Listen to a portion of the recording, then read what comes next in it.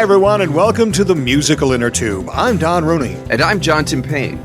You know, Don's had quite a career in radio and television, where he's been an air personality, a news anchor, even a TV weatherman. And John has been a college professor. He's written several books, and he's been an editor and features writer at the Philadelphia Inquirer newspaper. We first teamed up for a radio show in college. On one show, we introduced a soothing musical interlude. But we stumbled, and it came out Musical Innertube. And that became the name for this podcast, where we talk with interesting people about their interesting lives, difference makers who really make a difference.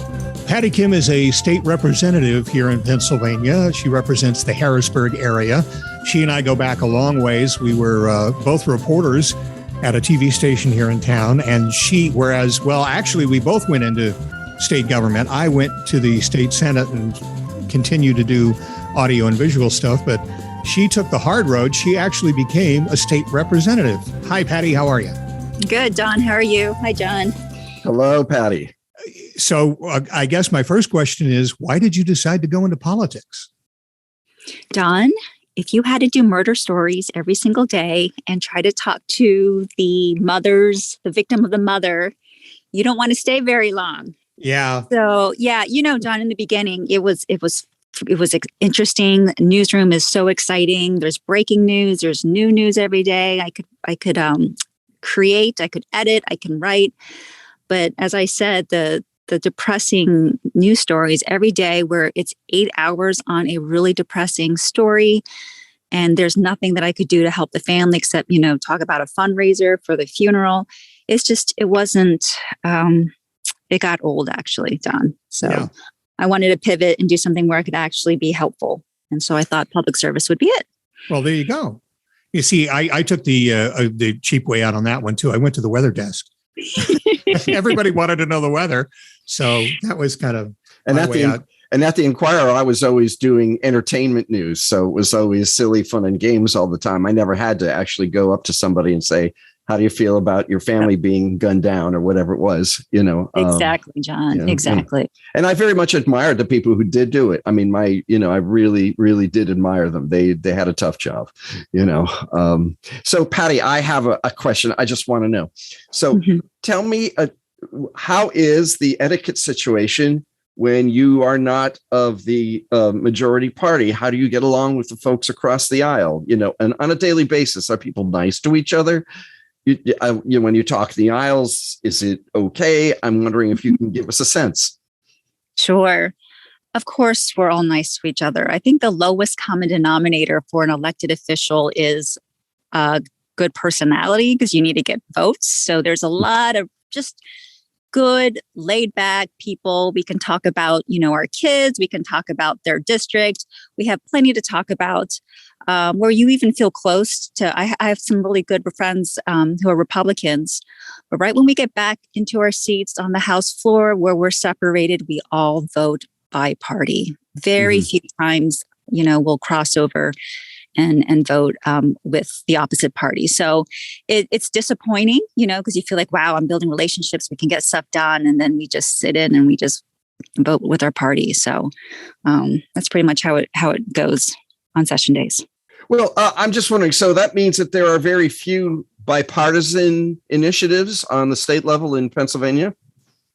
No, John, I think there's a stat. There's about 97% of the votes are unanimous, and they're the really boring ones. It's like updating the statute for, the municipality of the third class city, blah, blah, blah, like just really boring stuff where we're just updating or revising stuff, technical issues. But the ones that you see here on the news are the 3% that talk about abortion, gun rights, and all that fun stuff. And then you see us all talk and yell and, everything's in disarray. So what's more frustrating as a minority member is that our priorities, our bills that we want to get passed, never get brought up in committee. And so that's the frustrating part. So, right before the election, what are we voting on? We're voting on trans girls not able to play in sports, to, getting rid of ballot boxes. Those aren't my priorities, but we have to discuss them because that's what the majority wants to do. There's a situation where you are of the minority party, you're Democrat, it's a Republican-controlled House and Senate in Pennsylvania. And that's a situation that exists in many, many state legislatures across the country. We have a Democratic governor, though. And so if the Republicans, just through sheer strength of vote, pass a bill that Democrats are uncomfortable with, they know there's a backstop in the governor's mansion. In one sense, I guess, that sort of is comforting, but in another sense, that's pretty tenuous. Yeah, it's like watching tennis, back and forth, back and forth. And your neck gets sore. But, the thing that the Republicans were able to do, especially during the pandemic, is that they could bypass the governor and just change the Constitution.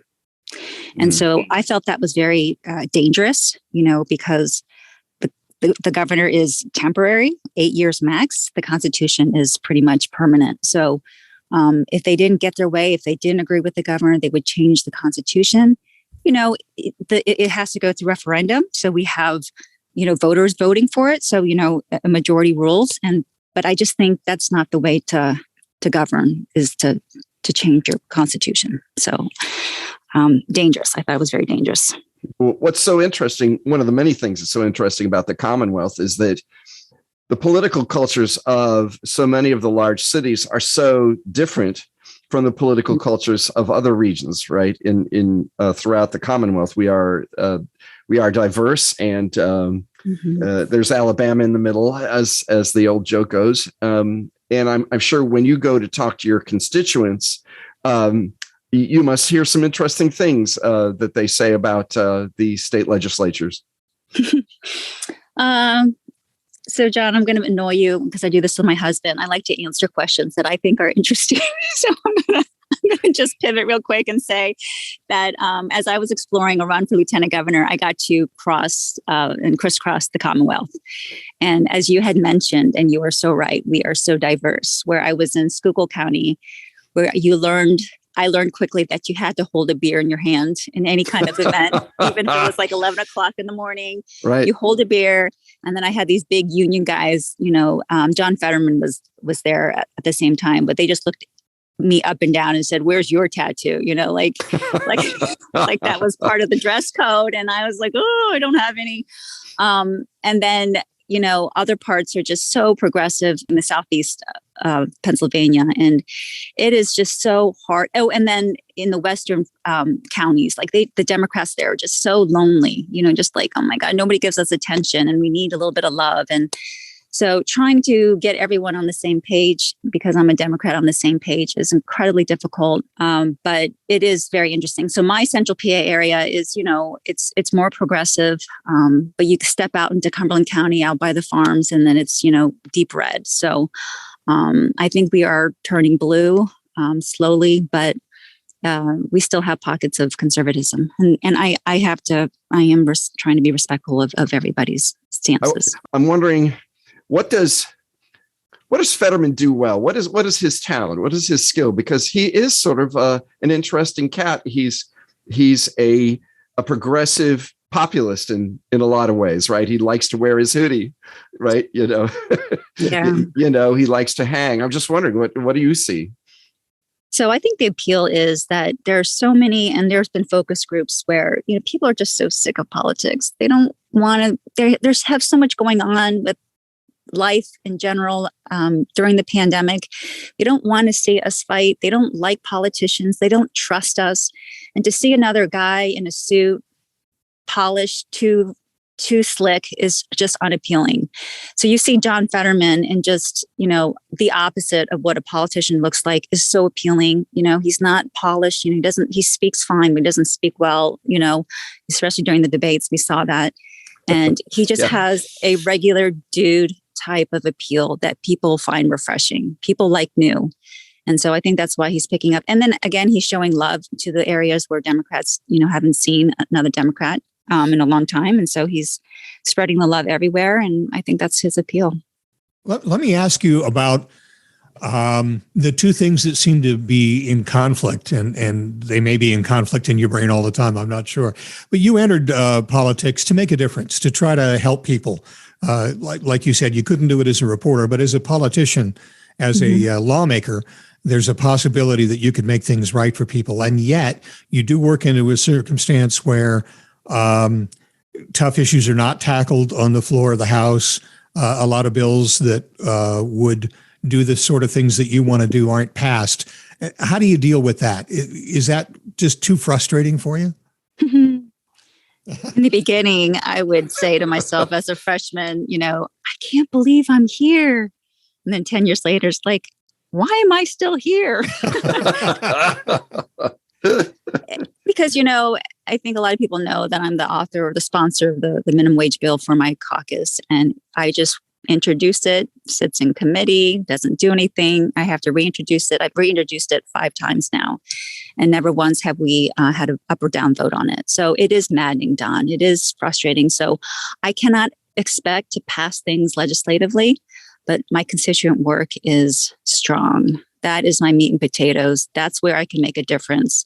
And I have been able to build trust because, we politicians people don't really trust us, but I've worked really hard to have that one-on-one that I'm here, I'm listening, I care, where I sometimes feel like, instead of State Representative Patty Kim, it's like, and Patty, like call Patty. Patty should know this. Patty will know how to do this.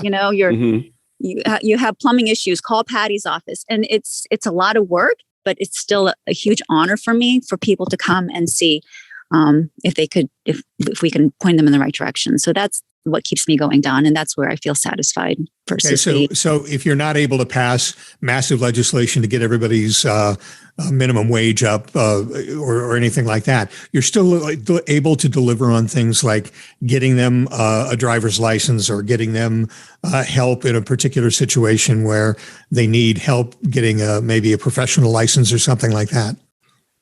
Absolutely. And then I'd go one step further in making sure they stay in their homes and not get evicted, Don. We have those, we have some deep pockets of poverty in my district. So from saving them from getting kicked out to just social capital. When you're poor, you don't know people of influence and in powerful positions. And I feel like I can be helpful in that way. Patty, I'm wondering, that is always, first of all, thank you for talking about constituent service. I just want to say that most of the politicians I've had the pleasure to know very well, they all talk about their love of constituent service. And it's really, in some ways, at the heart of what they do. It's most of what they do. Either directly or through their staffs, trying to help people out with stuff where influence can help. I'm wondering, in the next 7 months, it's going to be silly season, isn't it? I mean, you're going to be running around. It already is. What are you talking about? Do you have some plans? Are you going to go on a vacation after election day? I'm just wondering if you're looking forward to it slowing down a little bit, because it's already around here. It's already, people are sprinting. So, John, because I started out as a news reporter, all we talked about in the newsroom is about the viewers. And that's our mantra. What are the viewers thinking about? We're going to report. And now I've learned as I transferred into politics, it's what the voters are thinking about. And the voters could care less if I'm burnt out or not. So they could care less that I'm struggling. This is an honor. This is a privilege to be in this seat. Nobody cares. So, I'm going to take a break. I'm going to also be, I'm co-chair of Josh Shapiro's campaign team. So I'll be doing that in support of him. But no, not a lot of downtime. Maybe a week here or there. But it's, go. Right. We should say that Josh Shapiro is the Democratic candidate for governor in Pennsylvania this time around. We'll return to our talk with Patty Kim in just a moment, but first, this soothing musical interlude. A 1995 graduate of Boston College, State Representative Patty Kim was first elected to the Pennsylvania House of Representatives in 2012. Prior to her work in the legislature, Kim was elected to Harrisburg's City Council, where she served 2 terms, and she was elected as council vice president by her colleagues during her second term. Patty serves on the Appropriations, Education, Insurance, and Local Government Committees in the Pennsylvania House. She is vice co-chair of the Southeast delegation. She also serves as a deputy whip for the House Democratic Caucus. You can get in touch with Patty by visiting her website, pahouse.com/Kim. That's spelled Kim. And now back to the musical Innertube. So you mentioned earlier that you put out some feelers to see if you could run for lieutenant governor, which this year in Pennsylvania is a change. Normally, the governor and lieutenant governor ran as a team, and this year the lieutenant governor is being elected. First time it's being elected as a separate office. So when you talk about burnout, are you talking about leaving politics or just moving in a different direction in politics? Wow, guys, what is this? The Oprah Show? Like, seriously, you don't need to go. Don't worry. We'll ask cotton candy questions later, so don't worry. What's your favorite tree? Well, you know what's important is I just don't think that people know very much about what politicians do and how hard they work. I mean, I just don't. I mean, we know enough to be able to complain, and that is definitely our right as citizens and voters. We get a chance to, assert our wills en masse. But we really don't know what you folks do that much, how it is for you, so I thought I'd give you a chance. Oh, okay. Okay. Well, then I'll take that bait. Absolutely. So, I'm a mom. I have, 2 teenage kids, which humble me, as well as the public criticism. Those 2 things always humble me. Yeah. And then, then it's my life in the Capitol, which is not very productive in terms of legislation. And then it's I'm constantly campaigning. This seat it comes up every 2 years, so you're just always campaigning, and it doesn't look like, it's not like flyers and rallies, but it's just the constant stay on the ground, know and where people are. I can tell when people are tired of me. I can tell when people are excited for me.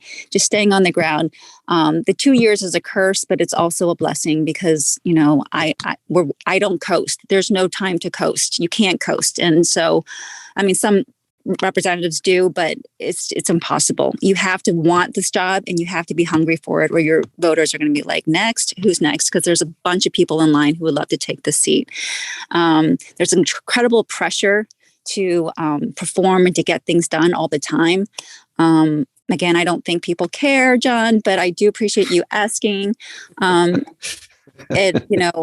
shaved a couple of years off my life in terms of just, the pushback, and you can never, and I'm a people pleaser, and I think that's why I do well in politics.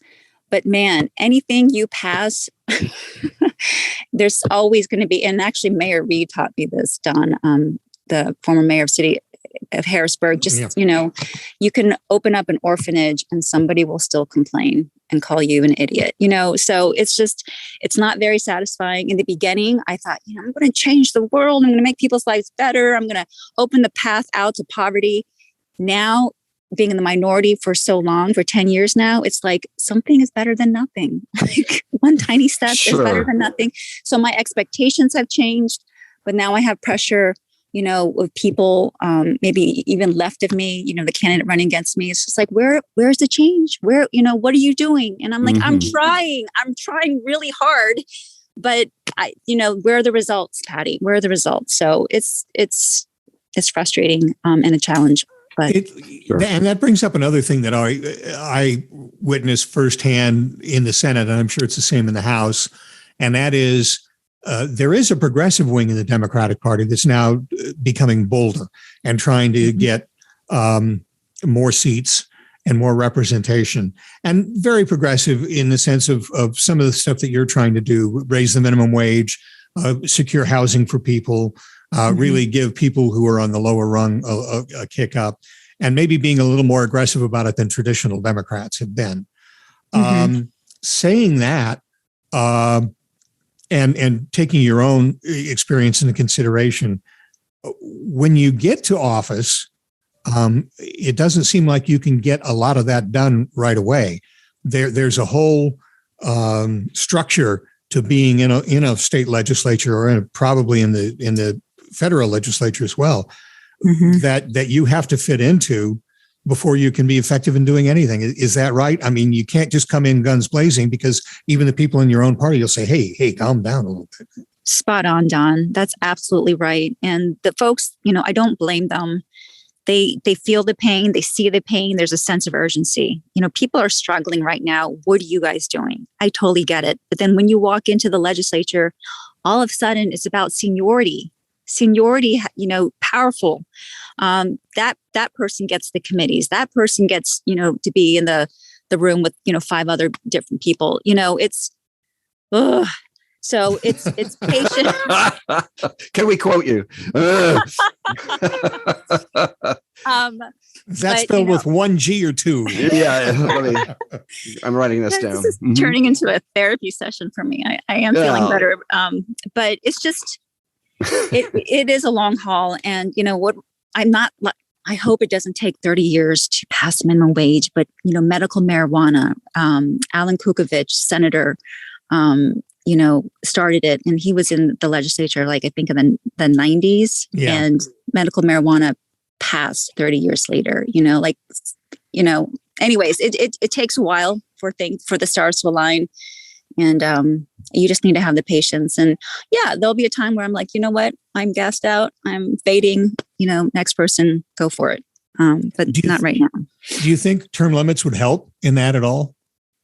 Help cut down on the seniority and maybe make turnover a little easier? So I've seen people who's in the legislature now, who have been there for 16 years and incredibly productive. And then I've seen people there for too long and are just duds. So it really depends on the person. And the people who you think are duds are the ones who literally, they call their constituents on their birthday and make phone calls.